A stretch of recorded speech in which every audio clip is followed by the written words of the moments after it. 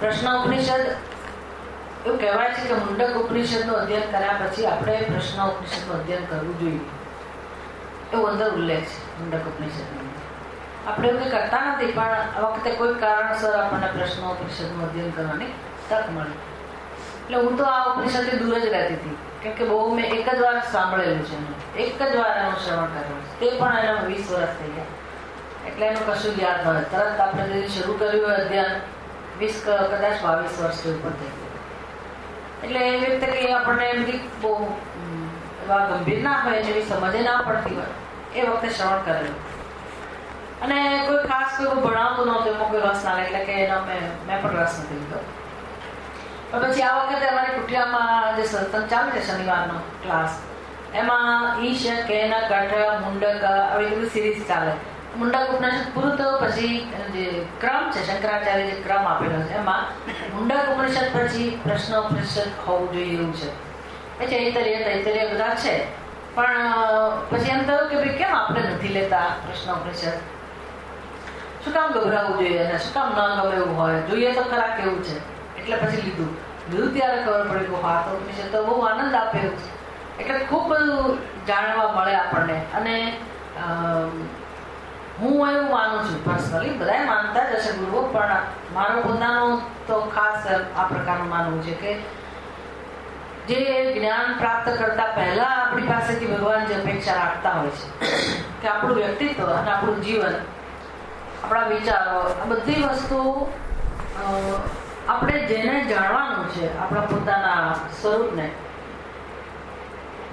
એને અનુરૂપ આપણું વ્યક્તિત્વ હોય તો બહુ જલ્દી આપણું કામ થઈ જાય. કામ થવું એટલે શું? તો કે બ્રહ્મ સત્ય છે ને બ્રહ્મરૂપ બનીને રહેવું. જેમાં પ્રેક્ટિસ ના કરવાની હોય કે હું બ્રહ્મ હોઉં તમારે કેમ રહેવાનું પડે ને. એ દસમા એ કઈ પ્રેક્ટિસ ના કરવાની કે હું દસમા હોઉં તો કેમ મારે રહેવું જોઈએ. દસમાના મનમાં જે કઈ ચિંતા કે જે કઈ સંતાપ કે ઉકળાટ કે પછી એમાંથી જે કઈ પરિસ્થિતિને કારણે જે ઈચ્છાઓ જન્મે કે કર્મ કરવાની યોજના જન્મે, કર્મો હોય, પછી એ કર્મનું ફળ. માની લો છો કે તમને કથા ખબર હશે દસમાની, આવું દસમાના જીવનમાં જે કઈ હોય છે એનું નામ સંસાર. અને એ કથામાં આપણે જાણીએ છીએ કે આ એના સંસારનું કારણ શું છે, એની દરેક પ્રવૃત્તિનું મુખ્ય કારણ શું છે, એના જીવનમાં કેમ શાંતિ નથી, અને નવી નવી પ્રવૃત્તિ નવું નવું આયોજન થયા જ કરે છે. તમને શું લાગે છે શું કારણ છે? બધી પ્રવૃત્તિનું પાછળનું મુખ્ય કારણ શું હશે? એવું નહીં. હવે તમે તો ગોખેલા જવાબ બોલ કરો. હું દસમાની કથાના સંદર્ભમાં પૂછું.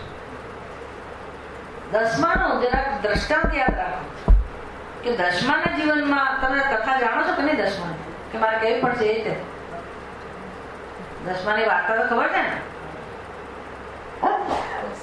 નવા લોકોને જવાબ આપો. ઘણા નહીં ખબર એવા કોઈ તો હશે જ, એક બે તો હશે જ દસમાની વાર્તા નહીં ખબર. પહેલી વાર આવે ના જ ખબર ને. ક્યાં ગયા જનકભાઈ? તમને ખબર દસમાની વાર્તા નથી ને? એમને ખબર નથી. લો, તમારા પતિ રોજ સત્સંગમાં આવે, તમે દસમાની વાર્તા નથી કીધી? આવા કેવા તમારા સંબંધો બરાબર નહીં હોય. નહીતર આવી સરસ કથા શેર તો કરવી છે કે સત્સંગમાં જઈએ છીએ. દસમો અમારા ગુરુજી છે ને, એને બહુ નવી નવી વાર્તાનો શોખ કે શું એકલું એક કેવું, એટલે અમને એક વાર નવી વાર્તા કીધી. એક વાર એક કુંભાર હતો અને એની પાસે 4 ગધેડા હતા. તો એ લઈ ગયા હશે મજૂરી માટે, જ્યાં કે પેલા ધોબી ઘાટ ઉપર લઈ ગયા હશે. પછી બપોરે બિચારો તડકામાં ઘરે પાછો આવ્યો અને ફરસે રેપ જેવું. અને એની પત્નીને કહે છે કે આપણું એક ગધેડું ખોવાઈ ગયું એમ. તો કે શું થયું? તો કે જો ને 3 જ ગધેડા છે. એટલે પછી પત્નીને બહુ આશ્ચર્ય થયું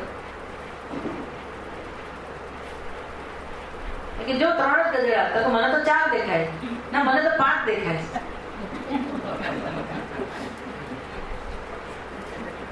પેલો માણસ એક ગધેડા પર બેઠેલો હતો એટલે આમ ગણે 1 2 ને 3 ચોથું ગધેડું ક્યાં? તો કે 4 નહીં 5 છે. પડી ગઈ.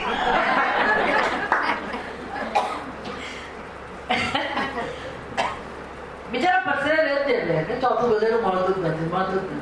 એમાં 10 છોકરાઓ ફરવા ગયા, પિકનિકમાં ગયા, અને પછી એકને લીડર બનાવ્યો કે ભાઈ આ ગામના લોકો કહું તમે જાઓ ફરવા, પણ જે મોટો જરા વ્યવસ્થિત હતો એને કહ્યું કે તારે ધ્યાન રાખો, તું બધાને પાછા લઈ આવજો ગણી.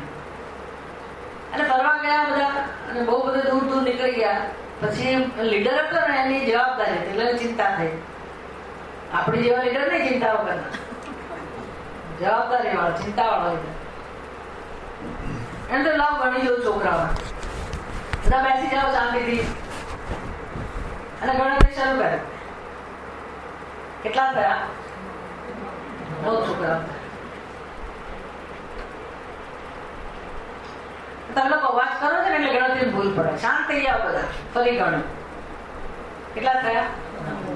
સારું. સૌથી નીચો છોકરો એ ઉભો રહે પહેલા, એની પાછળ એનાથી ઊંચો, એનાથી બધાના ઊંચાઈ પ્રમાણે ઉભા રાખે અને ગણ્યા. કેટલા થયા? આલ્ફાબેટિકલી ક ખ ગ એટલે નામ પ્રમાણે બધાને ગણ્યા. તો કેટલા થયા? ફરી ફરીને બધી રીતે ગણ્યું છો. સંખ્યા કેટલી આવે? 9. એટલે બધાના મનમાં ચિંતા પ્રવેશ. કેમ આવા તો ત્યારે કેટલા હતા? 10. હવે કેટલા છીએ? 9. સૌથી વધુ ચિંતા પેલા લીડરને જવાબ શું આપીશ. એટલે પછી એને તો આખું એટલું બધું જે ફરવાની યોજના હતી બાજુ રહી ગઈ, અને હવે મોટો પ્રોજેક્ટ હાથમાં આવ્યો, 10 માને શોધવો. એટલે કેમ શોધવો એના માટે પછી નવી નવી યોજનાઓ. ગ્રુપ બનાવ્યા કે 2 છોકરાઓને કે તમે પૂર્વમાં જાઓ, બીજા બેને કે તમે પશ્ચિમમાં જાઓ, બીજા બેને કે તમે ઉત્તરમાં જાઓ, બીજા બેને કે તમે દક્ષિણમાં જાઓ. ચારેય બાજુ દોડધામ શરૂ કરી. અને બધા છોકરાઓ ગયા પણ ખરા. તો 2-3 કલાક સુધી બિચારા રખડી આવ્યા. કોઈ નદીને પહેલે પાર ગયું, કોઈ વૃક્ષ ઉપર ચડી આવ્યું, કોઈ પર્વતની તળેટીમાં જઈ આવ્યું, કોઈ પર્વત ઉપર ચડી આવ્યું. બધા રખડી થાકી હારી બિચારા પાછા આવ્યા. બધાએ નક્કી કર્યું કે 10મો છોકરો ક્યાંક જતો રહ્યો. ક્યાંક જતો રહ્યો એટલે ક્યાંય મળ્યો નહીં, ચોક્કસ કઈક અશુભ વસ્તુ બની. 10મઃ નષ્ટઃ, 10મો નાશ પામ્યો. એટલે બધાને હવે કોણ 10મો, કયો છોકરો મરી ગયો યાદ જ નથી આવતો, પણ 10મો નાશ પામ્યો. એટલે બધાના મનમાં ખૂબ ચિંતા, બધાને બહુ દુઃખ છે. અને બીજા રડમાં સ્ટેરે બેઠેલા છે, ઘરે જઈને શું જવાબ આપવું. અને ત્યાં એટલી વારમાં કોઈ ત્યાંથી વૃદ્ધ માણસ પસાર થયો. બાળકો, કેમ તમે લોકો દુઃખી છો? કેમ બધા રડવા જેવું મોં કરીને બેઠેલા છે? એટલે લીડરે કહ્યું કે અમે આવ્યા ત્યારે 10 હતા અને 1 છોકરો અમારામાં નથી. બધા વિષાદગ્રસ્ત છે, બધા દુઃખી છે, બધા શોકમય છે. અને વડીલે એક જ નજરમાં સમજી ગયા કે આ લોકોનો શું પ્રશ્ન છે. કે ગણતરી કરવાની જરૂર ના પડે, 10 ની સંખ્યામાં આખો થઈ જાય ના થાય કે આમ કરીને કરવું પડે એવું નિયમ છે. ઘણી વાર આપણે લોકો ખબર ના પડે, પણ આમ જોઈ લઈએ આપણે કે કેટલા જમવા આવ્યા છે. આપણો ઉત્સવ કે કહેવાય તો આપણે 50 ની સંખ્યાને કહ્યું હોય જરાક જોઈ લેવું પડે ને કે 70-80 તો નથી ને. એટલે આપણે કામ 1-2 એવું ના ગણીએ, આપણે આખું ગણી લઈએ ચૂપચાપ, કોઈ ખબર ના પડે ગણતરી છે. એમ વૃદ્ધે ગણી લીધું તો વૃદ્ધને કેટલા જણાયા? 10. બાળકો ચિંતા ના કરશો, દુઃખી ના થતા. પણ અમે દુઃખી જ છીએ કારણ કે 1 છોકરો મરી ગયો, મળતો નથી. શેના પરથી નક્કી કર્યું મરી ગયો? તો કે મળતો નથી, ખૂબ પ્રયાસ કર્યો પણ મળતો નથી. તમે ચિંતા ના કરશો, 10મો જ છે. બધા કે ક્યાં છે? ચિંતા ના કરો. એટલે આ બધાને એમ કે રસ્તામાં ક્યાંક એને જોયો હશે. સારું, અમને માહિતી આપો. ઉભા થાવ. તમે જે રીતે ગણતરી કરી હતી ને એ રીતે તમે ફરી ગણતરી શરૂ કરો.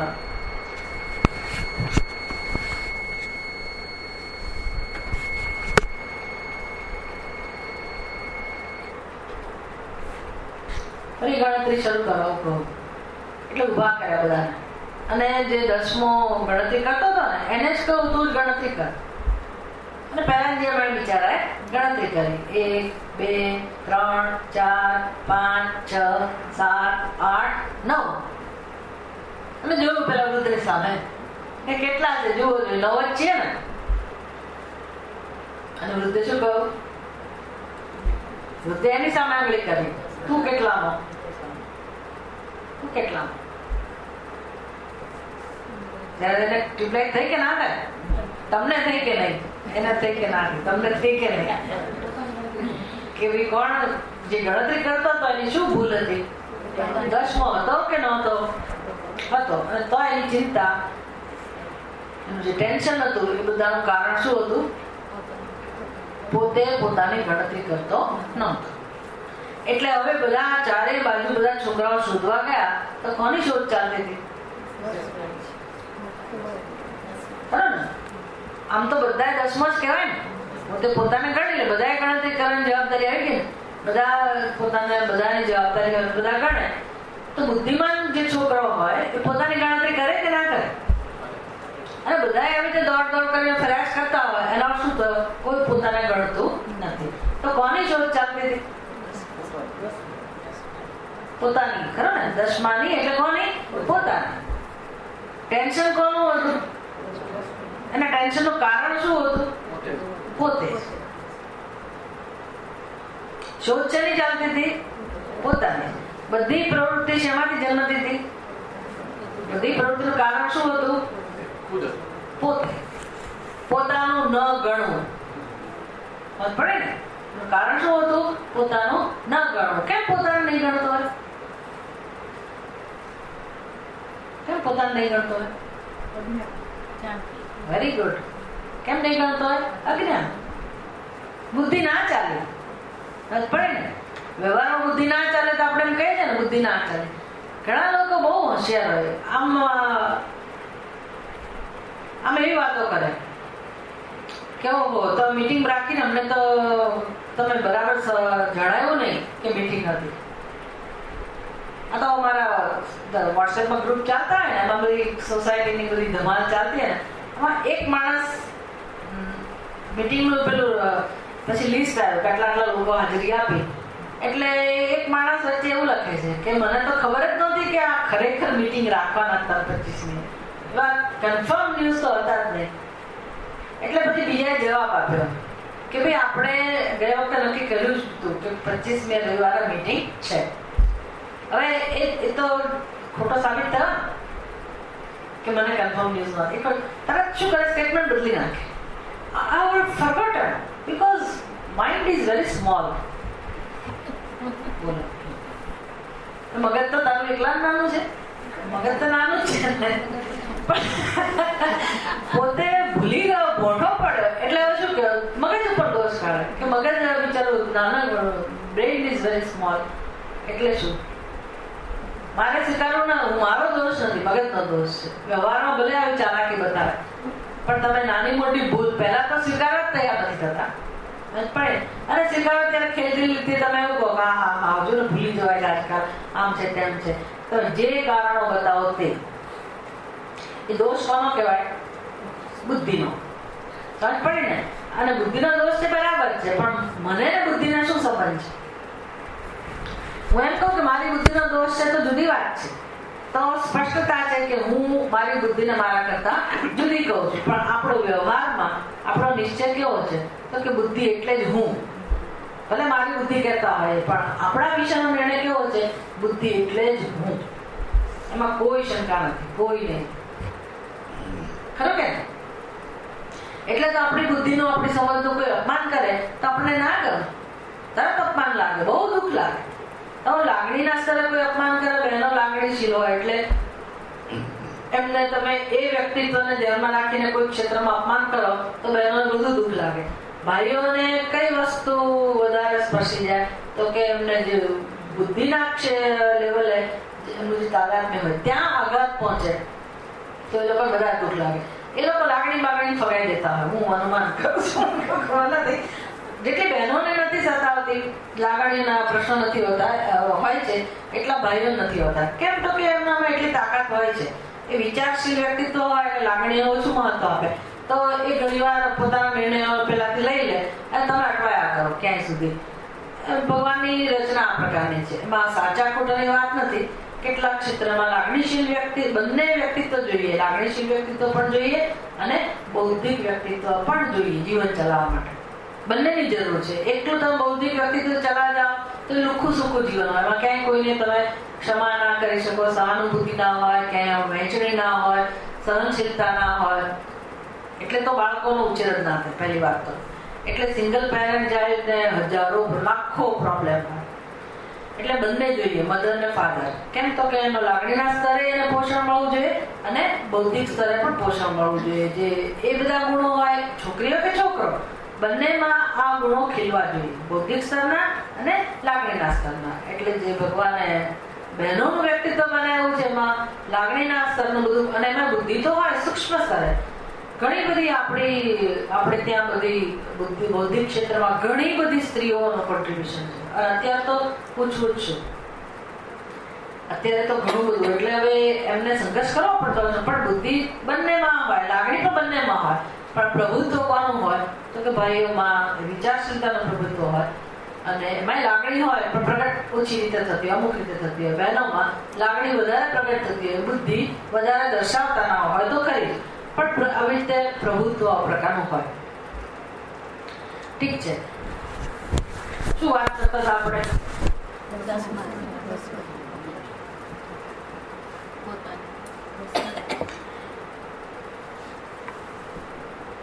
બુદ્ધિમાં અહંભાવ એની વાત કરતા હતા. બુદ્ધિમાં અહંભાવ એટલે આપણને કોઈ અપમાન કરે તો જ્યાં બુદ્ધિમાં વધારે તાદાત્મ્ય હોય ત્યાં તરત આપણને દુઃખ લાગે છે. બધાને દુઃખ લાગે, પણ લાગણીશીલ વ્યક્તિત્વ જ્યાં હોય ત્યાં લાગણીના આઘાત પહોંચે તો વધારે દુઃખ લાગે, અને ત્યાં બુદ્ધિના આઘાત પહોંચે તો દુઃખ તો લાગે જ, ન લાગે એવું નહીં સમજવાનું. એટલે ઉતારી પાડે, તને શું સમજ પડે, આવો જ વ્યવહાર થતો હોય બહેનો સાથે. એટલે કે બહેનો દુઃખ ના લાગે એવું ના હોય, પણ એ બધું સ્વીકારી લે, હા અમને ઓછી સમજ પડે એમ કરીને ચાલે. એ આપણી પેલી છે જે કંઈક હોય. આપણે થોડું નમતું જો કે એવું હશે કોઈ. અને ભાઈઓમાં આ પ્રકારે બુદ્ધિના સ્તરે એમને કંઈ પણ કહો અને કશું ના કહો ને તો એ અર્થઘટન કરીને લોકો દુઃખી થતા હોય. નાના મોટા બહેનો ભાઈઓ જે કંઈ મનુષ્યો છે બધાના જીવનમાં મુખ્ય પ્રશ્ન આ જ છે. કોઈને અપમાન થાય એ ગમે નહીં. એ શું બતાવે છે? આ આપણો રોજની સમસ્યા છે. એ શું બતાવે છે તો કે આપણે બુદ્ધિમાં અહંભાવ ધરાવીએ છીએ. હું એટલે જ બુદ્ધિ, એવો આપણો ખ્યાલ છે. એને શું કહેવાય? બુદ્ધિ એટલે જ હું, એને શું કહેવાય? અહમ. પણ એને શું કહેવાય? જ્ઞાન કહેવાય કે અજ્ઞાન? એટલે તમે બુદ્ધિને હું કહો છો એનો અર્થ શું થયો કે તમે ખોટી વસ્તુને હું કહો છો. સમજ પડે ને? અને તમે છો કોણ એ તો આપણે જાણતા જ નથી. આપણે જે છીએ એ તો આપણે પોતાને જાણતા નથી. અને બુદ્ધિ જે આપણને આપવામાં આવી છે, જે ઉપકરણ છે, જે સાધન છે, એને આપણે હું કહીએ છીએ. અને જન્મો જન્મથી હું કહીએ છીએ. અને આપણે એક નહીં, આખું જગત. આ અજ્ઞાન કહેવાય, આ પાયાનું અજ્ઞાન, જેને વેદાંત શાસ્ત્ર બે વિભાગમાં વહેંચે છે: આવરણ અને વિક્ષેપ. આવરણ અને વિક્ષેપ.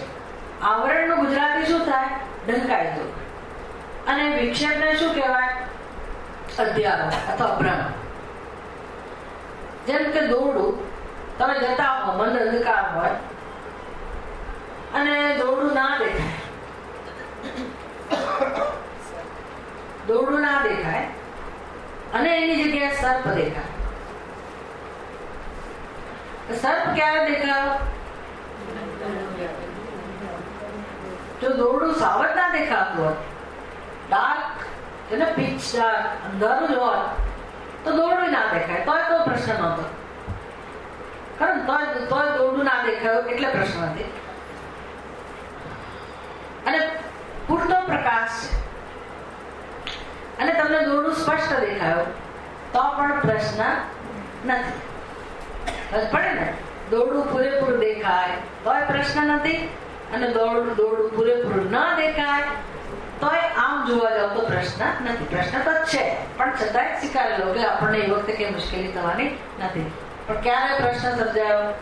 દોરડું ન દેખાયું અને દોરડાની જગ્યાએ સર્પ દેખાયો. ખરું કે નહીં? બસ એ સર્પ દેખાયો એટલે આપણે જતા હોય ને તરત ઉભા રહી જઈએ. રોક, અવરોધ આવી ગયો ને, હવે આગળ ના જઈએ. શું? સર્પ. જો આગળ ના હોય તો સર્પ અને આપણે ઉભા રહી ગયા. અને પછી જે બધા પ્રયત્નો શરૂ કરો તમે, કોઈને એમ લાગે કે હમણાં હું તો એને કાઢી બતાવો, મને કઈ દૂર ભય નથી લાગતો, લાકડી લઈ આવો, નામ કરો, પછી બીજાને બોલાવો, સર પકડવાવાળા જાતનું કરો, અથવા કોઈ માણસ જોઈને ભાગી જાય ધ્રુજીને અને પડે આકડે વાગે અને હોસ્પિટલમાં લઈ જવો પડે, કોઈના હૃદયના ધબકારા વધી જાય. આવું કંઈ પણ થાય એ પછીની વાત છે, અને આપણે અનર્થ કહીએ અથવા સંસાર કહીએ. પણ એનું કારણ કોણ આ બધું થવાનું? તો કે સર્પ. હવે સર્પના વિશે વિચાર કરવો જ નહીં. સર્પના વિશે વિચાર કરે એટલે કે સર્પ જ છે એવું માની લેવું. એમાંથી જ આ બધા પ્રશ્નો જન્મે અને અનર્થ કહેવાય કે સંસાર કહેવાય. આપણા જીવનમાં આવું જ છે. આપણા જીવનમાં અનર્થ સિવાય કઈ નથી. જન્મ્યા ત્યારથી છે અને બધાની બુદ્ધિમાં આવું જ છે, અને બધાને છૂટવું જ છે દુઃખમાંથી. તો વિસ્તારથી જેમ જેમ એની જરૂર પડશે આપણે એને અનુરૂપ બધી ચર્ચા કરશું.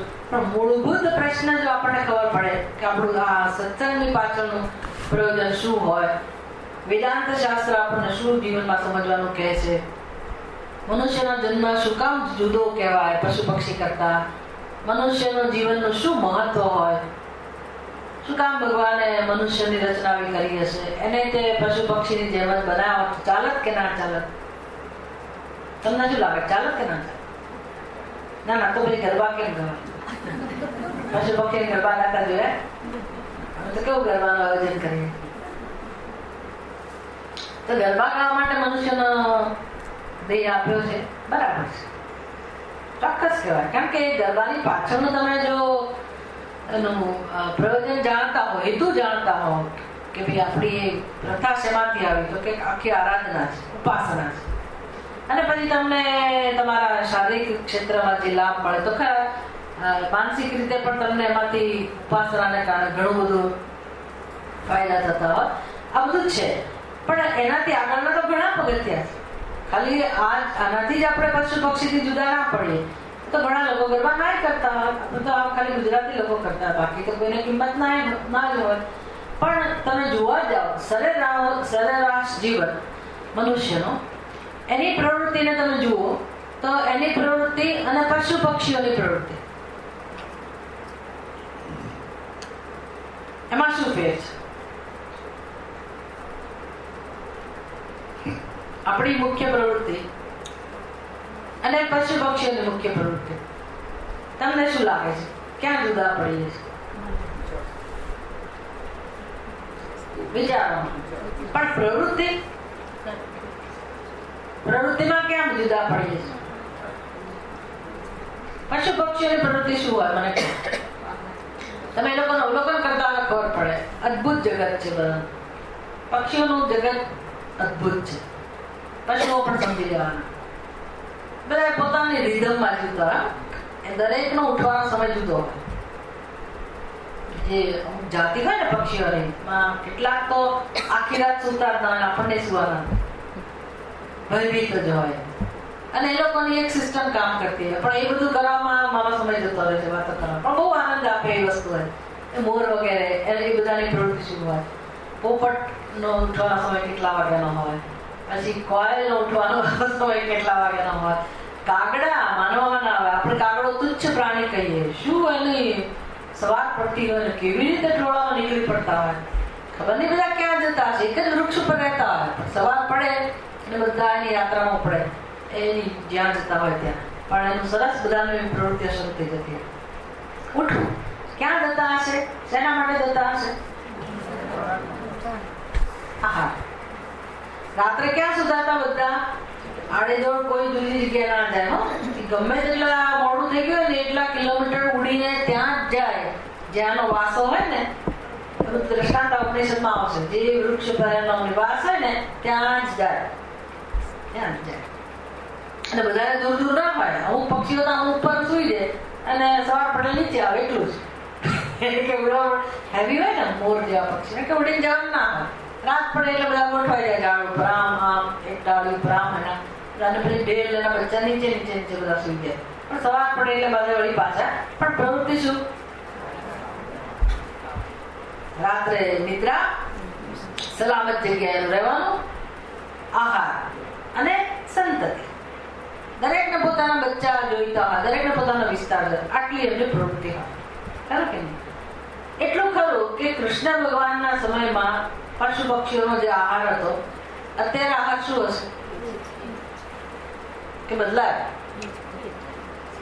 અને મનુષ્ય ભગવાનના સમયમાં જે ખાતા હશે એ કૃષ્ણ ભગવાનમાં કઈ હતું નહીં.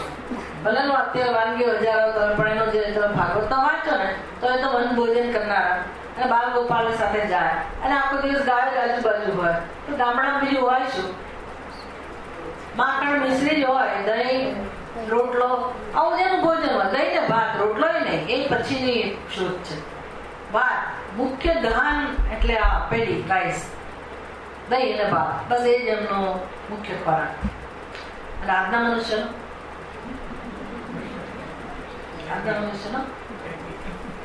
માનવામાં ના આવે એટલી બધી વાનગી.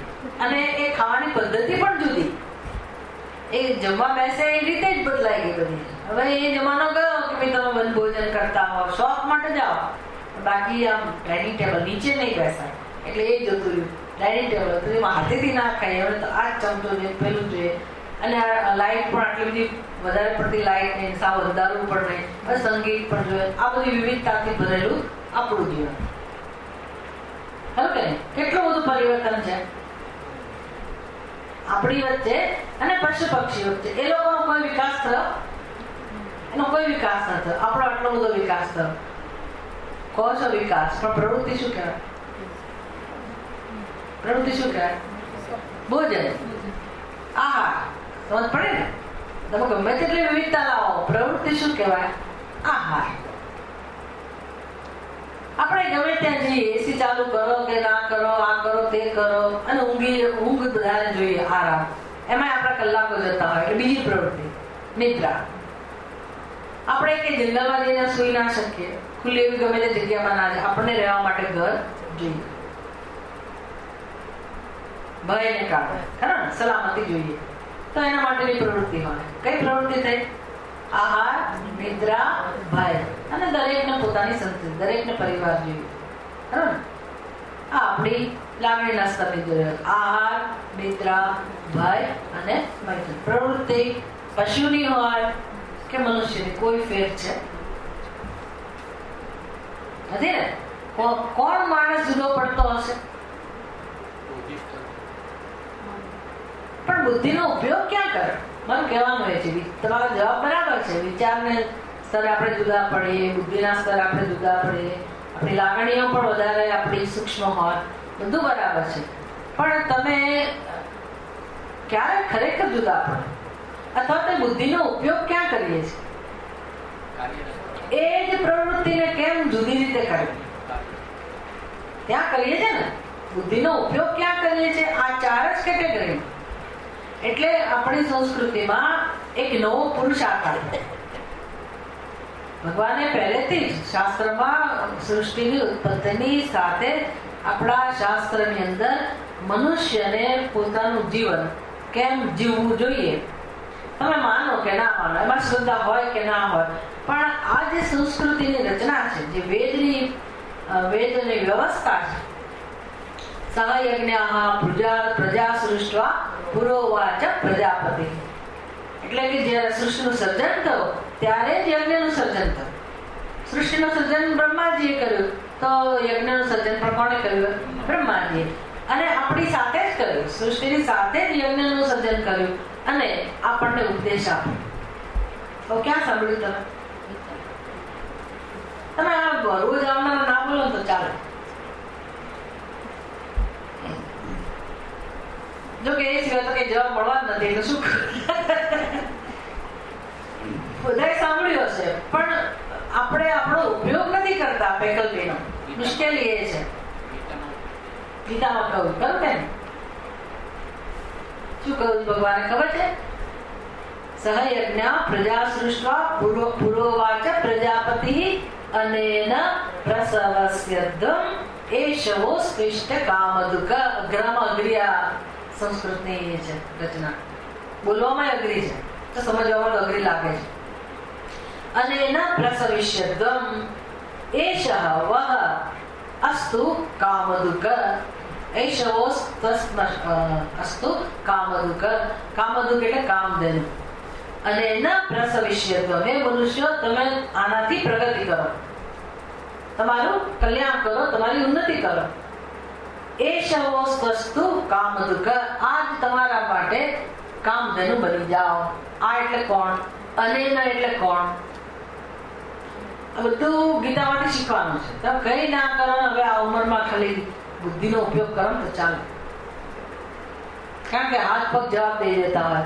આ તો ગરબા ગાવા થોડું કામમાં આવે, એનો તેવું નહીં કે વધારે ચાલે. 2-4 રાઉન્ડ બેસી જવું પડે કોઈ પણ હોય. એટલે એવી કઈ જરૂર નથી. તમે એક્સરસાઇઝ માટે અને શરીરના સ્વાસ્થ્ય માટે થોડું ઘણું ભલે કરતા હો, પણ તમને શું લાગે છે જીવનમાં જો આટલું સ્વીકારતા હો કે આપણે આને જુદા પડીએ છીએ તો ચોક્કસ કંઈક નવી શોધ માટે ભગવાને બ્રેન આપ્યું હશે, ખરું કે મગજ આપ્યું હશે, વિચારવાનું સામર્થ્ય આપ્યું હશે, મનની ભાવનાઓ આપી હશે. તો વૃદ્ધાવસ્થામાં યોગ્ય દિશામાં ચિંતન કરવું આપણા જ ભલા માટે, બીજા કશા માટે નહીં. સંસારમાં ચિંતન કરી કરીને થાકી ગયા, તમને હું લખી આપું કે કોઈ જન્મમાં તમને ક્યાંયથી સાચો ઉત્તર મળવાનો નથી. ગમે તેવા બુદ્ધિશાળી હો, અને આઇન્સ્ટાઈન જેવા સાયન્ટિસ્ટ આટલી મોટી શોધ કર્યા પછી પણ એ લખી જવું પડે કે મને બહુ પસ્તાવો થાય. આખી જિંદગી મેં મારા મગજનો ઉપયોગ આના માટે કર્યો. મેં ખાલી ગીતા શીખી હોત ને, ગીતા માટે મેં મારું મગજ વાપર્યું હોત ને તો મને સંતોષ થાય. અફસોસ એને વ્યક્ત કરે. વિચારો એ કઈ કક્ષાનો સાયન્ટિસ્ટ હતો, કઈ કક્ષાનો. એનાથી કેટલી હદ સુધીના એને બધા સમીકરણો શોધી આપ્યા જગતની વાસ્તવિકતા માટે. એ માણસને એવું લાગ્યું કે મેં મારા મગજનો ઉપયોગ આ ગીતાના ઉપદેશ સમજવા માટે કર્યો હોત તો બહુ સારું થાય. આપણને તો કેવી ચિંતા નથી, આપણે કેવી શોધખોળ કરવાની નથી. એટલે બીજે જીવનમાં બીજી શોધખોળને તેના પ્રશ્ન ઉત્તર શોધ્યા કરશો ને તો એનો કઈ જવાબ મળવાનો નથી. એ બધું આપણા હાથમાં છે જ નહીં. એટલે એ જેના હાથમાં છે ને એના હાથમાં સોંપી દે. કોના હાથમાં છે એ તમારા ઘરના એ જ નક્કી કરે, કોઈના હાથમાં નથી. ઉપરની સત્તા કોના હાથમાં છે? પછી એને સોંપીને આપણે તો પછી જો ભગવાનને જ બધું કરવાનું હોય તો આપણને મગજ શું કામ આપ્યું? હવે પ્રશ્ન હોય છે વ્યવહાર, ભગવાન બધું કરનારો હોય તો આપણને શું કામ ભગવાને મગજ આપ્યું? શું કામ આપ્યું? આપણે આપણું કામ ના કરી લેવું જોઈએ. ઠીક છે, નાના મોટા કામ કરો, એ કે ભગવાન આપણી રસોઈ કરવા ના આવે. તમે એવા ભક્તવાન અધિકારીઓ તો કરાય ખરા, કચરા પોતે કરવા આવે એવું ભગવાન બિચારા સાબિત કર્યું. પણ માની લો કે તમે તમારી એટલા પૂરતી તમારી બુદ્ધિનો ઉપયોગ કરો રોજિંદી જરૂરિયાતોની પૂર્તિ માટે, તો એનો વાંધો નથી. પણ બધી ચિંતાઓ ભેગી કરેલી છે ને જીવનમાં, હા એ બધી ભેગી કરેલી છે ને, હવે પ્રશ્ન નથી ઉકેલાતા, જવાબ નથી મળતા, અને હવે આનું શું પહેલાનું શું બધું જે ચાલે છે એ બધી વગર મફતની જે અંદર બોજો લઈને ફરીએ છીએ ને એ તમે ભગવાનને સોંપી દો તો ચાલે કે ના ચાલે? ચાલે કે ના ચાલે? તો પછી આપણે શું કરવાનું? બધું એ કરે તો મારે શું કરવાનું? આપણને હું કરેલો મારી જાતે, ભગવાન તો કરશે પણ મારે કરવું જોઈએ. સમજવાની જરૂર છે, કરવું જોઈએ પણ કયા ક્ષેત્રમાં? ભગવાને જે હેતુથી બુદ્ધિ આપેલી છે એ ક્ષેત્ર. એટલે આ વસ્તુનું ચિંતન કરે ને તો સમજાય કે આ બધું ગીતામાં ભગવાને શું ઉપદેશ આપ્યો. અનેના પ્રસવિષ્યતમ, આવું આપણને કહું. આપણી ઉત્પત્તિ થઈ, સૃષ્ટિની ઉત્પત્તિ થઈ, પછી એની સાથે એને ક્યાંય તકલીફ નથી. એને અહીંયા આટલામાં છે, તમારે ત્યાં કઈ સરસ નથી. એને અહીંયા કશું કડકે ને એટલે એને મુશ્કેલી થાય છે. આવું છે, કરશું આપણે, ચિંતા રાખીએ. એટલે અનેના પ્રસવિષ્યતમ એશવો સ્તિષ્ઠ કામદુક. તો બે સર્વનામ છે, અનેના આના વડે, અને એશ બે સર્વનામ થાય. તો એ કોના માટે શબ્દ વપરાયો હશે? તે શ્લોક વિશે આપણે સમજવાનું કે આખો શ્લોક શું કહે છે. સહ યજ્ઞાઃ પ્રજા સૃષ્ટા. સહ યજ્ઞાઃ, યજ્ઞની સાથે પ્રજાનું સર્જન કર્યા પછી બ્રહ્માજીએ આ પ્રકારે ઉપદેશ આપ્યો. એટલે પ્રજાનું એટલે કોનું? આપણું. એવું છે ને કે અમે ઉપનિષદના મંત્ર આપણે શરૂ નથી કર્યા, પણ આ ખરેખર એને એ પ્રશ્નના જવાબ રૂપે જ આવી ગયો. પછી આપણે કનેક્ટ કરીશું. પણ પ્રજાનું સર્જન કર્યા પછી બ્રહ્માજીએ કહ્યું, પ્રજાનું સર્જન કોની સાથે કર્યું? સહ યજ્ઞ, યજ્ઞની સાથે પ્રજાનું સર્જન કર્યું. પહેલા પ્રજા ને પછી યજ્ઞ એવું પણ નહીં. પહેલા યજ્ઞ પછી પ્રજા એવું પણ નહીં. જેવું પ્રજાનું સર્જન થયું એની સાથે યજ્ઞનું સર્જન થયું. અને બ્રહ્માજીએ મનુષ્યોને કહ્યું કે હે મનુષ્યો, તમે આનાથી તમારું કલ્યાણ કરો.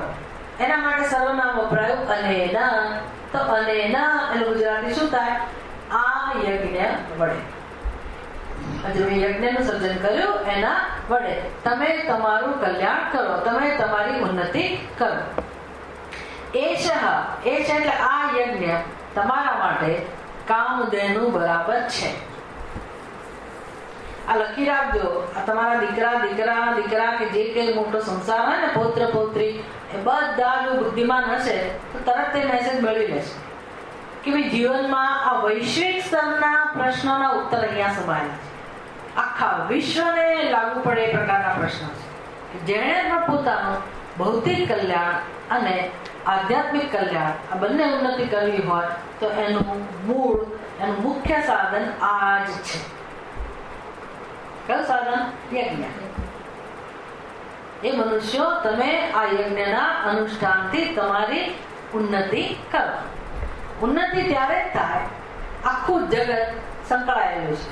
અને એ ભગવાનની બહુ સરસ વ્યવસ્થા છે કે જેમ આપણે આપણી સેવા કોઈ નોકર કરતા હોય તો નોકરની પણ જરૂરિયાત હોય કે ના હોય, તો એ આપણી બરાબર સેવા કરતા હોય તો આપણા મનમાં કયો ભાવ જન્મે? માણસ તરીકે કયો ભાવ જન્મે? સજ્જન તરીકે આપણા મનમાં કયો ભાવ જન્મે? જે આપણી સેવા, નોકરો કે ગમે તે જે સેવા કરતા હોય આપણા મનમાંથી, તમારા પુત્ર વધુ જો એવા હોય સેવા કરનારા, એ કરતા હોય તો તમને શું લાગે? તમારા મનમાંથી કયો ભાવ જન્મે? આપવાનું, કશુંક આપવાનું, અને એનું ભલું કરતું હોય એવું ખરું ને, એને સુખ મળે એવા જ આશીર્વાદ આપો ને તમે. ભલે મા બાપ તરીકે તો બધા આપતા જ હશે આશીર્વાદ કે સુખી થાવ, કોઈને માટે એવું નહીં જોતા હોય, પણ જે સેવા કરીને તમારા હૃદયને સ્પર્શે છે અને કુદરતી રીતે તમારા હૃદયમાંથી જે ભાવ પ્રગટ થાય એ ભાવ કેવો હોય? આશીર્વાદમાં. અને આ આશીર્વાદની શું કિંમત હોય? શું કિંમત હોય? કરોડો રૂપિયા હું તમને આપું ને એમ કહું કે તમે મને આશીર્વાદ આપો, તમે અસહાય છો ને, હું અસહાય છું, ખરું ને? પણ આ આશીર્વાદ ફળે છે કે નથી ફળતું? આ હિન્દુ તરીકે આપણે આટલી અક્કલ હોવી જોઈએ. હા, ધાર્મિક મનુષ્યને આ બધી સમજ હોવી જોઈએ કે અદ્ભુત વસ્તુ છે.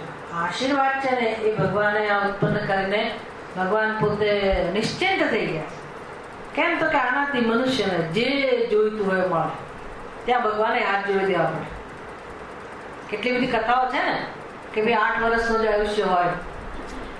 શંકરાચાર્યજીને જ એવું હતું. શંકરાચાર્યના માતા પિતાએ ખૂબ પ્રાર્થના કરી કે અમને સંતાન જોઈએ છે, અને એમના ભાગ્યમાં સંતાન નહોતું. ખૂબ ઉપાસના કરી. ત્યારે ભગવાને કહ્યું કે હું સંતાન આપીશ, પણ એનું આયુષ્ય અલ્પ આયુષ્ય હશે. શું કરશો? માર્કંડેય એનું પણ અલ્પ આયુષ્ય. ઉપમન્યુ સ્તોત્ર બોલીએ છે ને, એનું પણ અલ્પ આયુષ્ય. પછી બધાના આયુષ્ય વધ્યા. ભગવાન તો બંધાયેલા હતા અલ્પ આયુષ્ય, કે ભગવાને કઈ દીધું હું આટલું આપીશ, પણ એના માતા પિતાએ કઈ રાખ્યું હતું, નારદ મુનિને કઈ રાખ્યું હતું, માર્કંડેયને કઈ રાખ્યું હતું કે તારે જિંદગીમાં કરવાનું છે શું. એને સ્કૂલમાં ના મોકલ્યો, ભણાવ્યો હોય ને કઈ કોઈ કેરિયરની કશું જ નહીં. એને એક જ હતું મારો દીકરો જીવે. એને શું કહ્યું હતું, તું સંતોની સેવા કરજે, તારે આ જ કરવાનો. એટલે સેવામાં જ લગાડેલો રાખ્યો અને એવા આશીર્વાદ મળ્યા, દીર્ઘાયુ ભવ. ભગવાન શું કરવાના પડે, આશીર્વાદ પાસે ભગવાનનો નામ છે. બીજા એને 16 વર્ષ મળ્યા, પછી ફરી પાછા 16 વર્ષ મળ્યા. જગતમાં તમને જે જોઈએ બધું આશીર્વાદથી મળે છે. લખી રાખો, આશીર્વાદથી મળે જ. પણ એ ખાલી કોઈ બોલે એ આશીર્વાદ નહીં. આ આશીર્વાદ અંદરથી પ્રગટ થવા જોઈએ અને તમારી સેવા ત્યાં સુધી પહોંચવી જોઈએ. સેવા કેમ કરે ને એના માટે કેટલાય લેક્ચર આપણને કોઈક આપવા પડે એવું છે. લોકો દ્રષ્ટાંત આપતા હોય ને ગુરુ વિદ્વાનો, કે ગુરુની સેવા 2 શિષ્યો કરી રહ્યા, પછી ભાઈને વહેંચી દીધી કે સારું તારા ડાબા પગને દબાવવાનો, પેલા કહું જમણા પગને દબાવવાનો. ગુરુજી બિચારાને પડખું ફરવું છે, પડખું ફરીને સુવું છે. તો હવે પહેલો તરત એને પગને આઘો કરે કે તારો જમણો પગ અહીંથી દૂર. આ કઈ સેવા કહેવાય? આવી સેવા થાય, આવી સેવા કરે છે લોકો, આવી જ કરે છે. આપણે કેટલું સમજાવીએ કે ભાઈ માતાની સેવા કરતા હોય તો માતાને જે ગમતું હોય એ પ્રકારે કરવાનું. ના, પણ આ સૈદ્ધાંતિક રીતે આ ખોટું છે. એ ખોટી જગ્યાએ તો અમારે ખોટું પૂછવાનું. તમારે એ બધું નહીં જોવાનું. તમારે માતાને શું ગમે છે, માતાના શું વિચારો છે, એને શું ન કરો તો એને દુઃખ થાય છે, એ ન કરો, એનું નામ સેવા. ના, પણ પેલો ભાઈ તો આમ જરા કેવું વર્તન છે, હું તો એને કહી એ ભલે ગમે તેવું વર્તન રાખે, પણ માં એને કેમ એ કરે છે ને, બસ તું એને દુઃખ આપીશ તો માને દુઃખ થવાનું, તો તું એને દુઃખ ના આપ. પછી તારે જે સહન કરવું પડે એ સહન કર, તો તે સેવા કરી કહેવાય. લોકોને આ સ્વીકાર્ય નથી. વાત તો એવી કરવી છે કે અમારે માતાની સેવા કરવી, પિતાની સેવા કરવી, આવી રીતે સેવા થતી હોતી નથી. સેવા એટલે સેવા. એ સામી વ્યક્તિ સુપાત્ર, માતા પિતાના સુપાત્ર નક્કી કરનાર તમે કોણ? માતા પિતા જન્મ આપે એટલે એ સેવાને લાયક થઈ જ ગયા. અધિકાર પછી ગમે તે હોય, ગમે તે કર, જે હોય તે એ જોવાની જવાબદારી આપણી નથી. ફરક તરીકે પણ ચલો આ બધું તો આ યજ્ઞ અંતર્ગત આવ્યું. એટલા માટે હું કહું છું કે આ યજ્ઞ એટલે બીજા કોઈ યજ્ઞ નહીં. તમે પછી બહાર જઈને મોટા મોટા યજ્ઞના અનુષ્ઠાન કરો, કે ત્યાં જઈને ભાગ લો, કે એને સ્પોન્સર કરો, એ બધું તો ગૌણ છે. કરો, ના કોઈ નથી કીધું ન કરો, પણ આ યજ્ઞ હશે તો કલ્યાણ નિશ્ચિત છે. આવું છે. એટલે બ્રહ્માજીએ કહ્યું અને રસવિષ્યદ એ શવો સ્પૃષ્ટ કામદુક. આ તમારા માટે કામધેનું બની જાવ. એમાં કલ્યાણ નિશ્ચિત જ હોય. પછી તમને બ્રહ્માંડની સૃષ્ટિમાંથી કોઈ એવી વસ્તુની ઈચ્છા હોય કે જે લગભગ અલગ, તો એ પણ પૂરી થાય. એ પણ પૂરી. આવી આપણી સંસ્કૃતિ શીખવાડે છે કે તમે જીવનમાં આ બધા સિદ્ધાંતોને અપનાવશો અને તમારા સંતાનોને બધો ઉપદેશ આપશો તો તમે પોતે પણ સંતાનોની ચિંતામાંથી મુક્ત રહેશો. કેમ તો કે એને શ્રદ્ધા બેસી ગઈ તો એ આવું જીવન જીવશે. એના જીવનમાં યજ્ઞનું અનુષ્ઠાન હશે જ.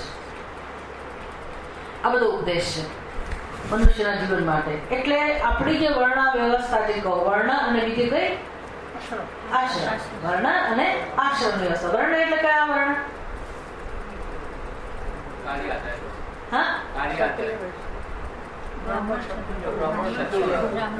બ્રાહ્મણ, ક્ષત્રિય, વૈશ્ય અને શૂદ્ર. હવે વધારે યાદ રાખવાનો સમય છે. કેમ? ભૂસાઈ દેવા માટે. એટલે હવે તમે અત્યાર સુધી તમને ખબર હશે કે અમે બ્રાહ્મણ છીએ ને અમે તો વાણિયા છીએ, તો 2-3 પેઢી નેક્સ્ટ જનરેશનમાં જ એ લોકો નક્કી નહીં કરી શકતા કે બ્રાહ્મણ કહેવાય કે વાણિયા કહેવાય કે શું કહેવાય. પડે ને માણસ કહેવાય એટલું જ ખબર હશે. પણ આપણને ખબર તો હોવી જોઈએ કે 4 વર્ણ હતા અને ચલો થોડું ઘણું છે. 4 આશ્રમ કયા? બ્રહ્મચર્ય, ગૃહસ્થાશ્રમ, વાનપ્રસ્થાશ્રમ અને સંન્યાસાશ્રમ. ગૃહસ્થાશ્રમ પછીનો આશ્રમ એટલે વાનપ્રસ્થાશ્રમ. કઈ ઉંમરમાં શરૂ થાય? ના, 50 વર્ષમાં. તો સંન્યાસાશ્રમ 100 વર્ષ ના જીવે તો બધું 70 માં આપણે તો ઉકલી દઈએ તો શું કરવાનું? એટલે કેવા કે તમારે એરટાઇટ કમ્પાર્ટમેન્ટ હોય કે 50 એટલે 50. હવે તો બધા 50 ક્રોસ કરી ગયા હશે એટલે કઈ નથી, પણ હવે તમે ગૃહસ્થ તો કહેવાઓ જ નહીં. તમારા મનમાં ભલે એવું હોય કે હજી તમે ફિટ છીએ, સંન્યાસી એટલે અનફિટ એવું નહીં, પણ ગૃહસ્થી તો નથી જ. તમે પડે ને તો શું કહેવા? પણ વાનપ્રસ્થ એ પણ શું કહેવાય? સંન્યાસ. ખરા ને? વાનપ્રસ્થ પણ સંન્યાસનો પ્રકાર છે, અને સંન્યાસ એટલે પણ સંન્યાસનો પ્રકાર છે. વાનપ્રસ્થ થી ઉપર પહોંચેલા પણ ઘણા બધા હશે, પણ વાનપ્રસ્થ ની અંદર લગભગ બધા આવી જાય. તો વાનપ્રસ્થ નું જીવન કેવું હોવું જોઈએ? વાનપ્રસ્થી કોને કહેવાય? કઈ રીતે બ્રહ્મચારી ને ગૃહસ્થથી જુદો પડે? હવે જાણી લેવાનું. એટલે આપણને ખબર પડે કે આપણે ક્યાં છીએ અને શું કરી રહ્યા છીએ અને આપણા વિચારો કેવા છે. અને તો પછી સમજાશે આ ઉપદેશ બધો ગીતાનો કે ઉપનિષદનો. અને તો જીવન જીવવાની મજા પણ આવશે કે વાનપ્રસ્થી માટે હવે એને શું વિચારવાનું હોય. હવે આ બધું થોડુંક અઘરું થઈ ગયું છે કે પહેલાના જમાના કેવું હતું કે વાનપ્રસ્થમાં પહોંચે ને એ ઉંમરમાં એટલે તમારા દીકરા પણ મોટા થઈ ગયા હોય, લગભગ 10માં 11માં ધોરણમાં આવી ગયા.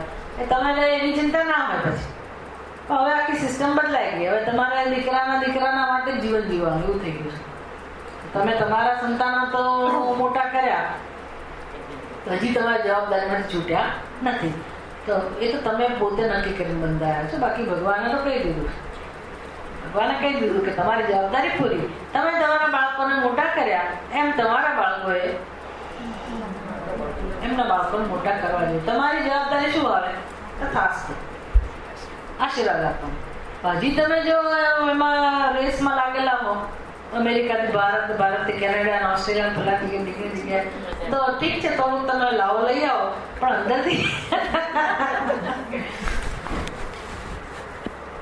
અંદરથી આપણને એવું થવું જોઈએ કે મારે હવે મારા માટે જીવન જીવવાનો સમય આવે છે. ખરું જીવન અહીંથી શરૂ થાય. ત્યાં સુધી બધું ગાનપણ જ ચાલતું હોય છે, ઝઘડા, હા તે બધું એમ કરી માણસ બિચારો થોડોક અંદર વિચારશીલ થતો હોય છે, અને પછી જીવવાની મજા આવે. કેમ કે બંને એકબીજાને સમજી શકે એ સ્થિતિમાં હોય. જીવનમાં શું મળ્યું, કેટલું દોડ્યા ને કેટલું મળ્યું, કેટલું ગુમાવ્યું ને કેટલો ઉપયોગ થયો, અને આ બધું જે ભેગું કર્યું એનો પણ શું ફાયદો, શું પ્રયોજન, અને હજી કેટલું બાકી છે મેળવવાનું. હિસાબ કિતાબ કરવાનો સમય આ ઉંમરમાં હોય.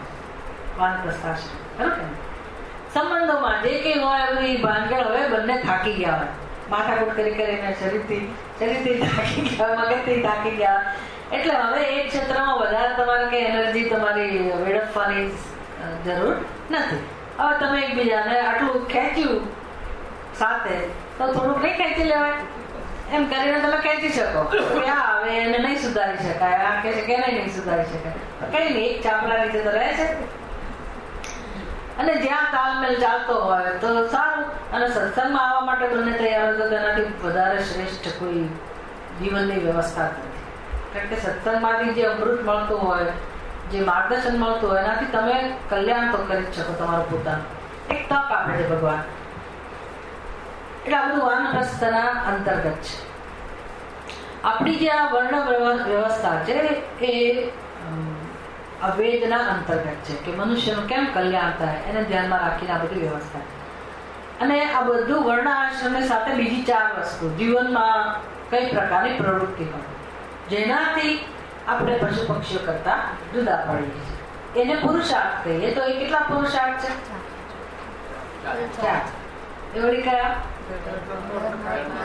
ધર્મ, અર્થ, કામ અને મોક્ષ. અર્થકામની હવે ચર્ચા ના કરી તો ચાલે, ખરો કે નહીં? અર્થકામનો ઉદ્દેશ આમે કરવાની જરૂર નહોતી, શાસ્ત્રએ કઈ કરવાનો ના હોય. કારણ કે એ તો સહજ જ આપણે લઈને જન્મ્યા હોય અને બધા એ પ્રમાણે કરવાના જ. જે વિદેશોમાં નાની ઉંમરમાં શરૂ થઈ ગયા અર્થ અને કામની પ્રવૃત્તિ, પણ આપણા દેશમાં શરૂ થઈ જશે, વાર નહીં લાગે. પણ આપણને પહેલો પુરુષાર્થ ઉપદેશના રૂપમાં આપે છે.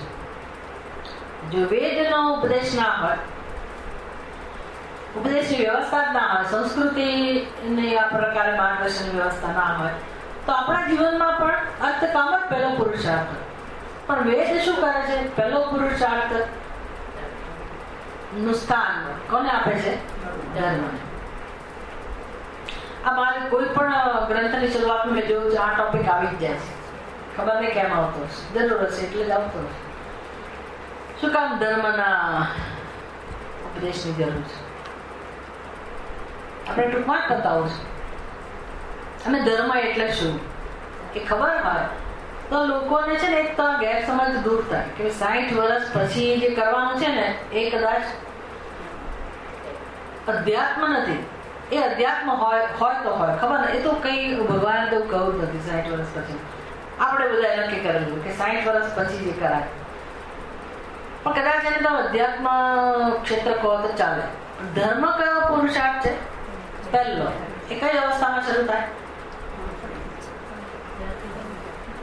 સમજણા થયા પડે ને. અર્થકામ એટલે ધર્મનું જ્ઞાન ગુરુકુળમાં બ્રહ્મચર્ય અવસ્થામાં એ આશ્રમમાં આપવામાં આવતું હતું.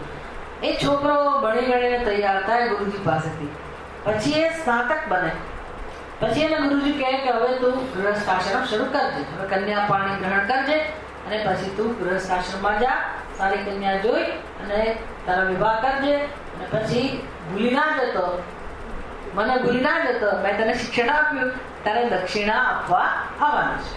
ફ્રીમાં હતું આ બધું શિક્ષણ. પણ ગુરુજીએ આશ્રમ તો ચલાવવાનો હોય ને, અને એની જવાબદારી પણ છે ઋણમાંથી મુક્ત થવાની. એટલે એને કહેતા તારે ભૂલી નહીં જવાનું, અને ત્યારે અનુકૂળતા આવે એટલે તારે દક્ષિણા આપવા. એવી શરત હતી. પણ ધર્મરૂપી પુરુષાર્થ ગુરુકુળમાં આ શિક્ષણ જેને ધર્મરૂપી પુરુષાર્થથી શરૂ કરવાનું, આખી જિંદગી જીવન એનો ઉપદેશ આપવામાં આવતો હતો. એટલે અર્થકામ ગૃહસ્થ આશ્રમ માટેની પ્રવૃત્તિ છે ને, એના માટેનો મુખ્ય પુરુષાર્થ છે. અર્થકામ પુરુષાર્થ કોઈક માર્ગદર્શનથી થાય, અથવા અર્થકામ પુરુષાર્થ કેવી રીતે કરવો એનું શિક્ષણ, માર્ગદર્શન જેનાથી મળે છે એ આ ધર્મનું જ્ઞાન. અને ધર્મનું જ્ઞાન એટલે ખાલી મને ખબર હોય એવું નહીં. ધર્મ એટલે જ કર્મ. કર્મણી એવ તે ભૂલી ગયા કયો શબ્દ આવે? હા, કર્મણી એવ તે અધિકાર. એ તમે પેલો આમ આખું બોલતા કર્મણ્ય એવ અધિકાર હસ્તે એટલે કશું યાદ ના આવે. સંધિ છૂટી પાડે યાદ, બધાને ખબર છે.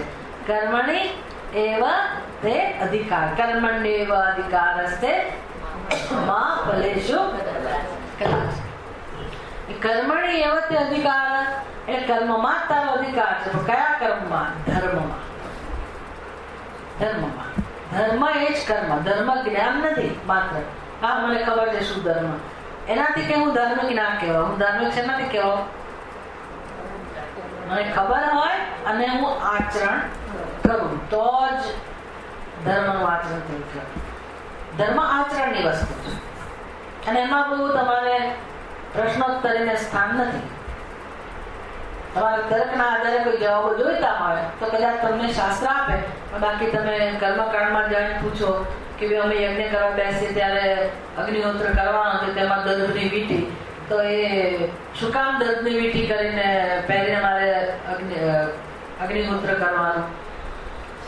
આજ્ય ઘી એ હોમવાનું હોય તો આહુતિ બે જ્વાલા કાલી કરાલી કે જે એની વ્યાખ્યા થતી હોય એની મધ્યમાં અમુક જગ્યાએ ઉત્તર ભાગમાં તો ઉત્તરમાં, પૂર્વમાં તો પૂર્વમાં, જ્યાં કહ્યું હોય ત્યાં જ આહુતિ આપવાની. એ જમાનામાં બધા નિયમો હતા. તો તમે ત્યાં પૂછવા જાઓ કેમ ઉત્તરમાં જ આપવાની, અને મને જવાબ આપો તો હું કરું. આવી સ્વતંત્રતા આપણને નહોતી. કરવાનું એટલે કરવું. અને આપણે મોટા થયા ને ત્યારે આપણને આવા પ્રશ્નો થયા નથી કે મારે કેમ આમ કરવાનું, કેમ તેમ કરવાનું. હવેની પ્રજા છે ને, નાના બાળકો, એ બધા જવાબો માંગે અને મા બાપને ખુશ થાય કે અમારું બાળક કેવું બુદ્ધિમાન છે. કેમ તો કે એને તમે જવાબ આપો ને પછી જે કરશે. એટલે હવે અમારે શીખવા જવું પડે છે. આ કઈ મહાનતા નથી, આ કઈ વિકાસ નથી. આપણે આપણા માતા પિતા જે કહેતા હતા, પૂછ્યું હતું તમે તો તમારું કલ્યાણ થયું કે ના થયું? અને આપણે કેમ કર્યું? આપણને અક્કલ નથી. આપણે આ લોકોને આજે શું કહે, અમે તો બોગા જેવા હતા, અમે તો બાગા જેવા હતા, અમને કઈ ખબર નહોતી પડતી, અમે બધું કરી નાખ્યા. બાળકો કેવા ઇન્ટેલિજન્ટ. ભાઈ તમે બાગા નહોતા, તમે શ્રદ્ધાળુ હતા.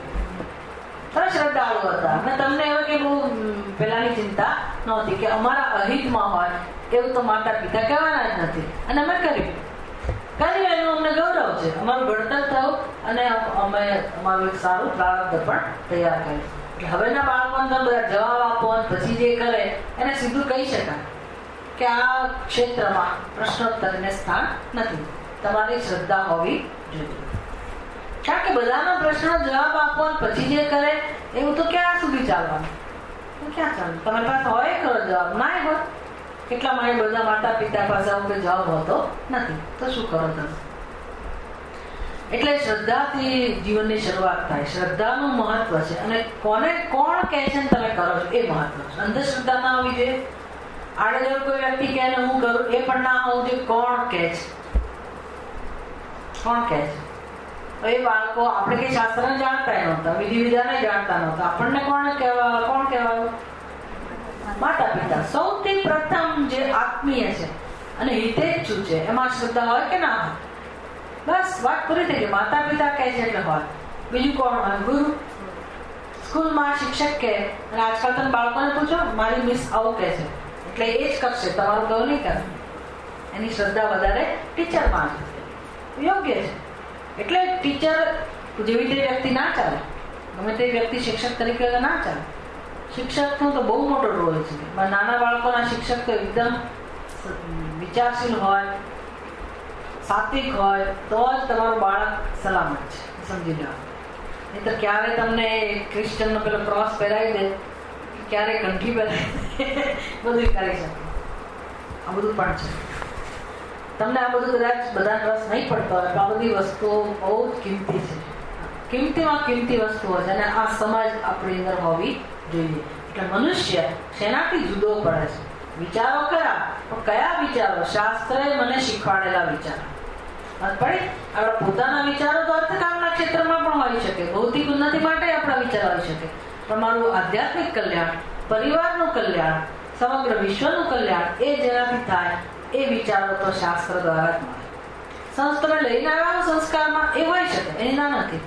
કાં તો ધર્મગુરુઓ હોય તમારા, તમને જેવા શ્રદ્ધા હોય એની પાસેથી મળે, અથવા આપણો પોતાનો ધર્મ હોય એમાંથી, આપણા પોતાના જે શાસ્ત્ર હોય એમાંથી. તો વેદ તો બધા માટે સામાન્ય છે, એટલે તો દરેક મનુષ્યને સમાન રૂપે ઉપદેશ આપે છે. અહીંથી મનુષ્ય જુદો પડે. આમાં આપણા સંસ્કાર હોય, આપણા વ્યક્તિત્વમાં. તો ધર્મના સંસ્કારથી બીજું, ધર્મના પુરુષાર્થથી બીજો શું ફાયદો થાય છે? પહેલા ક્લાસનું લેસન કે આપણે શેનાથી જુદા પડીએ છીએ? ધર્મના જ્ઞાનથી, ધર્મના આચરણથી. એ ન હોય, ધારો કે આપણી અંદર એ ન હોય તો આપણે દેખાઈએ ખરા માણસ જેવા, પણ શાસ્ત્ર કહે છે પૂછડું નથી અને શિંગડા નથી. છે માણસ પણ પૂછડું નથી અને શિંગડા નથી. બાકી બધું સરખું જ છે. સમજ પડે ને? એટલે કહેવાતો માણસ. એટલે ધર્મના આચરણથી. અને બીજું એ છે કે એવું શું કામ, મારી પાસે શું કામ શાસ્ત્ર ધર્મનું આચરણ કરાવડાવે છે?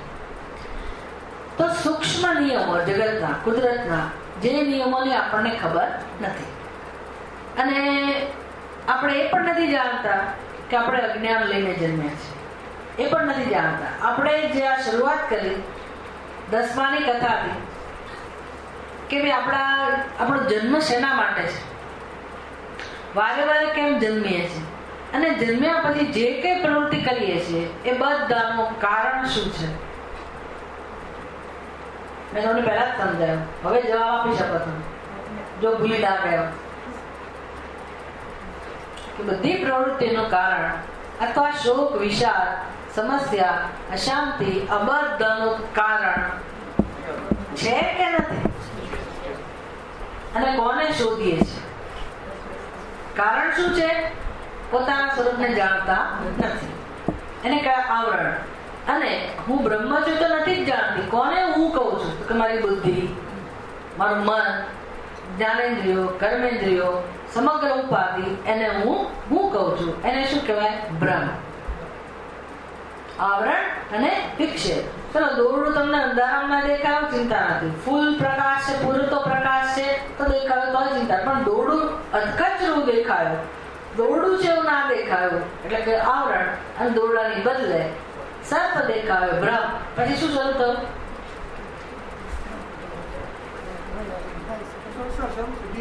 પછી શું શરૂ થયું? અનર્થ, સંસાર પડે ને. એમાં આપણા જીવનમાં બધું અનર્થ કહેવાય એ તો પેલા સમજ પડવી જોઈએ ને. આપણે એ જ જાણતા નથી કે આપણે આ જે કંઈ કરીએ છીએ ને, ભયને કારણે કરીએ છીએ, દુઃખને કારણે કરીએ છીએ, શોકમાંથી મુક્ત થવા માટે, એ જ જાણતા નથી. અને ઊંઘવાનું તો ઓછું થતું જ નથી.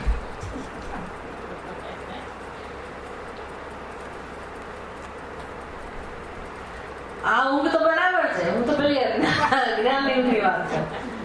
પેલી ઊંઘ ઓછી નથી થતી, પણ અજ્ઞાન રૂપી ઊંઘમાં પણ ક્યાંય અંદર થતું નથી કે ચાલુ આ ઊંઘમાં ડૂબેલા છે. આપણને એમ કે ખાલી ઊંઘી જઈએ ત્યારે ઊંઘીએ છીએ, એવું નથી. એવું નથી. માંડુક્ય ઉપનિષદ આપણા જીવનની 3 અવસ્થાની વાત કરે છે. હવે હું તો માનીને ચાલુ છું કે બધા ઉપનિષદનો થોડું ઘણો ખ્યાલ છે. ના ખ્યાલ હોય તો તમે મેળવી લેજો, હું શું કરું.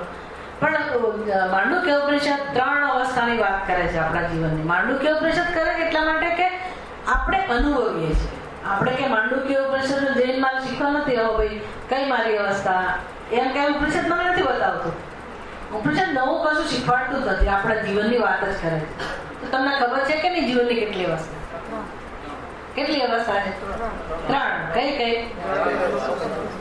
જાગ્રત અને સુષુપ્તિ.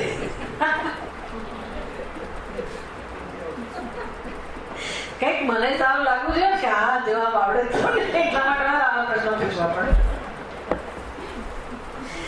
માંડુક્ય ઉપનિષદ જાગ્રત અવસ્થા દરમિયાન, સ્વપ્નાવસ્થા દરમિયાન અને સુષુપ્તિ અવસ્થા દરમિયાન જે આપણો અનુભવ છે ને એને માટે નામ આપે છે.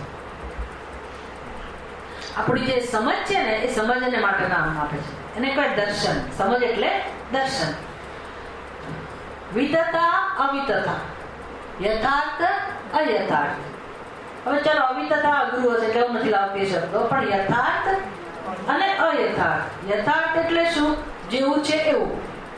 અયથાર્થ એટલે શું? વિપરીત. વિપરીત.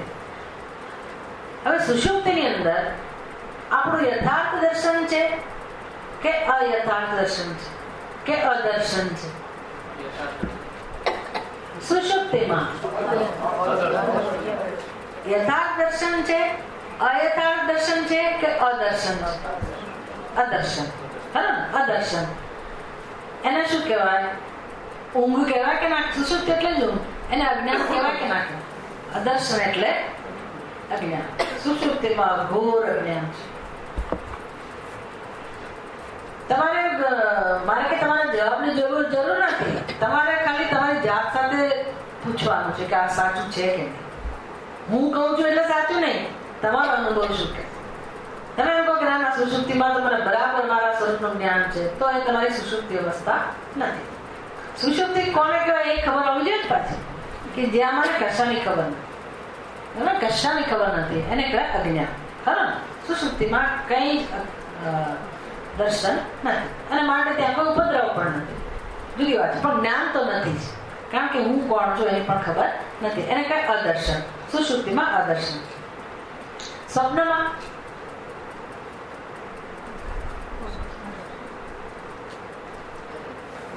જો સુષુપ્તિમાં હું બ્રહ્મ છું એ ખબર નથી, ખરો ને? અને હું ભૂલે નથી કરતી, આ દેહ હું દેહ છું એવું કહેવાની ભૂલે નથી કરતી. એટલે ત્યાં ભ્રમ નથી, માત્ર અજ્ઞાન છે. સ્વપ્ન અવસ્થાની અંદર હું બ્રહ્મ છું એ જ્ઞાન છે, હું બ્રહ્મ છું એ જ્ઞાન છે સ્વપ્નમાં એ પણ નથી. એટલે અજ્ઞાન તો છે જ. વત્તા શું છે? હું આ શરીર છું એ પણ ખબર નથી. સ્વપ્નમાં જે મને દેહ મળ્યો હોય, જે દેહ મેં સર્જ્યો હોય એને હું કહું છું ને. એટલે અદર્શન વત્તા ભ્રમ, આવરણ અને વિક્ષેપ. સુષુપ્તિમાં એકલું આવરણ, સ્વપ્નમાં આવરણ અને વિક્ષેપ. કોઈ ન સમજાય તો આ વસ્તુ મને પૂછી શકો. અને જાગ્રત અવસ્થામાં તમને શું લાગે છે? યથાર્થ દર્શન, અયથાર્થ દર્શન કે અદર્શન? હે, યથાર્થ કોને કહેવાય? જેવું સત્ય છે. સત્ય શું છે મારું? સુપ્રિષદના કહેવા પ્રમાણે મારું સત્ય શું છે? સચ્ચિદાનંદ. તો હું મારી બુદ્ધિમાં ક્યાં એવો સમાજ છે? હું તો કોને હું કહું છું? તમે કોને હું કહો છો? તમારું નામ છે એને જ હું કહો છો ને? તમે તમારા શરીરને હું કહો છો, તો એ તો યથાર્થ દર્શન ના થયું. અને હું બ્રહ્મ છું એ મને ખબર નથી. એટલે અજ્ઞાન તો છે જ, આવરણ તો છે જ, વત્તા શું કહેવાય? વિક્ષેપ, ભ્રમ પડે ને. કારણ કે કોને હું કહું છું? આ શરીરને. સ્વપ્નમાં જુદું શરીર હતું, જાગ્રતમાં આ શરીરને હું કહું છું. જાગ્રત અવસ્થામાં યથાર્થ દર્શન ના કહેવાય, અદર્શન પણ ના કહેવાય. શું કહેવાય? અયથાર્થ. અયથાર્થ એટલે શું? આવરણ વત્તા વિક્ષેપ. સ્વપ્નમાં અયથાર્થ, આવરણ વત્તા વિક્ષેપ. અને સુષુપ્તિમાં આવરણ. આવરણની જગ્યાએ અજ્ઞાન શબ્દ રાખો. ત્રણેય અવસ્થામાં અજ્ઞાન તો છે જ. સુષુપ્તિમાં વિક્ષેપ નથી, ભ્રમ નથી. સ્વપ્નમાં અને જાગૃતમાં ભ્રમ છે, પણ ત્રણેય અવસ્થામાં આવરણ છે કે નહીં, અજ્ઞાન છે કે નહીં. એને નિદ્રા એવું માંડુક્ય ઉપનિષદ કહે છે. અનાદિ માયા સુપ્ત એષ જીવ. અનાદિ કાળથી આ જીવાત્મા ઊંઘે છે. ક્યાં ઊંઘે છે? આપણે ઊંઘે છીએ અત્યારે? તમે ઠેકડા મારતા હો, નાખતા હો, કૂદતા હો. શાસ્ત્ર શું કહે છે? ઊંઘે છે. ઊંઘ એટલે સમજ પડે ને, એ ઊંઘવાય પાછી આ નવી ઊંઘ, એટલે તો પતી ગયો. એક તો ઊંઘ છે એમાં બીજી ઊંઘ, એટલે કઈ કામ જ ના થાય. ખરેખર જાગવાનું કામ કઈ અવસ્થામાં થાય? સુષુપ્તિમાં લાગે તમને જાગી શકાય? ના જાગી શકાય. સ્વપ્નમાં આપણે ના જાગી શકીએ. એ કુદરતની વ્યવસ્થા જે છે એમાંથી જગાય છે. જાગ્રતમાં જાગી શકાય કે ના? એ તો ભગવાન કરે તો જ થાય. કોઈ મારી પાસે બોલે ભગવાન કરે, હું જમવા નહીં આપું. ભગવાન ત્યાં તમે એમ કહો છો બે બેસી રહેતા હો તો ભલે 2 વાગે ભગવાન કરશે તો જ જમવા મળશે. દોડીને જવું પડે છે કે નહીં? રસોડામાં જવું પડે કે અહીંયા ડાઇનિંગ હોલમાં જવું પડે? એ બધા માટે દોડીએ.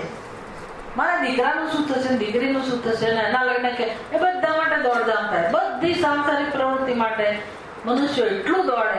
અને જે ભગવાનની વાત આવે, સત્સંગની વાત આવે તો ભગવાન કરશે ને તો થશે. એ તો ગંગાજી બોલાવશે ને તો જ થશે. તો ત્યાં તમારા ઓસ્ટ્રેલિયા તમે જરાક જવાબ આપતા હો તો ત્યાં કેવા દોડીને જાઓ છો? લુલા રગડા ગમે તેવા હોય, વાંકા ચૂકા બધા દોડીને જાઓ, દવાઓ લઈને જાઓ છો.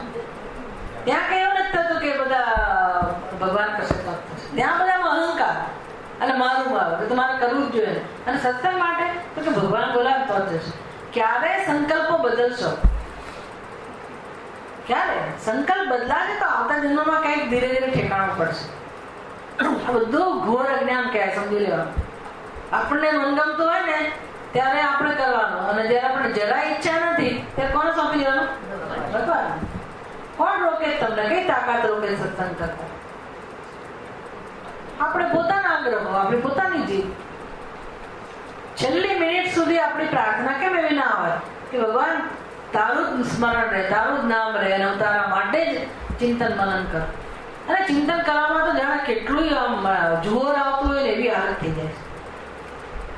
કેમ આવું થાય? આ બધું અજ્ઞાન છે, સમજી લેવાનું. જન્મો જન્મના સંસ્કાર છે. અને આપણે જો એના માટે કામ નહીં કરીએ તો કોણ આવીને કરશે? તમારા ગમે તેટલા પ્રિય વ્યક્તિ હોય, અહીંયા તમને મદદરૂપ નહીં થાય. બધા હાથ મૂકીને જતા રહેવાના છે. જીવન આમનામ પૂરું થઈ જાય, જન્મ આમનામ પૂરો થઈ જાય. આ બધું સમજવાનું છે કે નથી સમજવાનું? એ બધું કાળ જેવું લાગે, ઝેર જેવું લાગે. એવું કહીએ ને હું તો બહુ જ કડવી લાગતી રહીશ. મને ખબર છે કે લોકોના ચહેરા આમ બતાવી આવે કે સત્સંગમાં એવું આમ જાણે કેટલું કામ કરીને આવ્યા, થાકી ગયેલા, ઉદાસ હોય. આપણે એમ થાય કે આને શું ભગવાન કંઈ કહેવાને, કેમ આ માણસને ક્યારે અંદર રસ પડશે? એટલે આ બધો પ્રભાવ છે, આ બધો હાથે કરીને ઉભો કરેલો બોજો છે, સમજી લો. બાકી આમાંની એકે વસ્તુ આપણા ભાગ્યમાં નથી. આપણા ભાગ્યમાં આનંદ, પ્રેમ, શાંતિ સિવાય કંઈ જ નથી. એ સત્ય છે. આ બધું ઊભું કર્યું, પેટ ચોળે છોડ ઊભું કરે ને એવું ઊભું કર્યું. પણ એ જાણવું એ જ્ઞાન કહેવાય ને, કે આ બધું આપણે જ્ઞાનને કારણે ઊભું કર્યું છે. એ પણ અજ્ઞાન છે. અજ્ઞાનનું દર્શન કરાવતા જ જન્મ નીકળી જાય છે. એ ભગવાનની કૃપા જોઈએ કે મને ખબર તો પડે કે મારો મોટો પ્રશ્ન ક્યાં છે, કેવો છે, અને એને ઉકેલી શકાયું છે કે નહીં, અને મારે ભગવાનની જ જરૂર છે, મારે જ પુરુષાર્થ કરવાની જરૂર છે, હું જ મારું ભલું કરી શકીશ, અને મને ભગવાને જીવન આપ્યું છે. બસ જીવન આપ્યું, જ્યાં સુધી શ્વાસ ચાલે છે ત્યાં સુધી આપણે આ કામ કરી શકીએ એમ છીએ. ભલે પગ ના ચાલતા, ભલે બીજી બધી મુશ્કેલી હોય, પણ બુદ્ધિ ચાલવું જોઈએ, આપણું જીવન હોવું જોઈએ, અને ઈશ્વર માટે પ્રેમ હોવો. આટલું હોય ને તો આપણું કલ્યાણ નિશ્ચિત છે. બાકી બધા માટે આપણે દોષિત છીએ. આપણા મગજની જે કે બીજી બીમારી હોય ને એના માટે આપણે દોષિત છે. બીમારી એટલે તમે એમ ના માનતા કે કિઝોફ્રેનિયા વાળા બીમાર છે. એ બીજા ઘણા સારા આવે છે, બીજાને બહુ હેરાન નથી કરતા, તો એનું એ કર્યા કરતા. આપણે છે ને એની કરતા વધારે ખતરનાક છીએ. કોઈકને ક્યારેક આમ ડંખ મારવો, અને કોઈકનું બુરું કરવું, ને કોઈકનું પતન કરવું, એ બધા બહુ હોશિયાર. અને બધું લઈને કઈ નહીં, હું છું જ આવી છું, મારો દોષ આવે છે, મારું ભગવાન પોતાની જાત ઉપર ત્રાસ આપવો, ખોટો અધ્યારોપ કરવો, એમાં આપણે કુશળ છીએ. આ બધું દોષ કહેવાય, બધું દોષ કહેવાય. એ ના સાંભળવું એટલે હું શું કરું? તમે બોલ્યા કરો.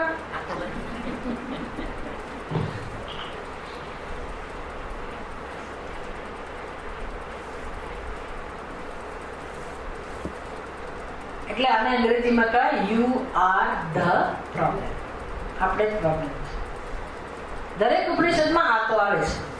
હવે આ ઉપનિષદની આપણે વિગતથી ચર્ચા શરૂ કરીશું બીજા ક્લાસમાં.